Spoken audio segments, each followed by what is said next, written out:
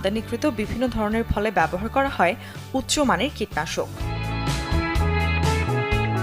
এই কীটনাশক ব্যবহৃত হয় মূলত ফলকে পোকামাকড়, জীবাণু, ইঁদুর, আগাছা থেকে রক্ষা করতে।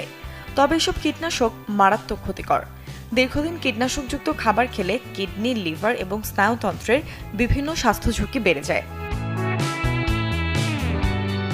অনেকে মনে করেন ফলের খোসা ছাড়িয়ে নিলে কীটনাশক আর থাকে না। কথাটি সত্য হলেও খোসার মধ্যেই থাকে গুরুত্বপূর্ণ পুষ্টি উপাদান, যেমন ফাইবার, ভিটামিন, খনিজ। তাই খোসা না ছাড়িয়ে খেয়েও সহজ উপায়ে বিষ বা কীটনাশক দূর করা গেলে সেটিই হবে সবচেয়ে কার্যকর সমাধান। সাম্প্রতিক গবেষণায় দেখা গেছে বেকিং সোডা এবং পানি দিয়ে ধুয়ে ফেললে ফল এবং সবজির খোসায় থাকা প্রায় সব বিষ বা কীটনাশক দূর করা সম্ভব। এক গবেষণা মোতাবেক আপেলকে বেকিং সোডাযুক্ত পানিতে 12 থেকে 15 মিনিট ভিজিয়ে রাখলে এতে থাকা বিষ বা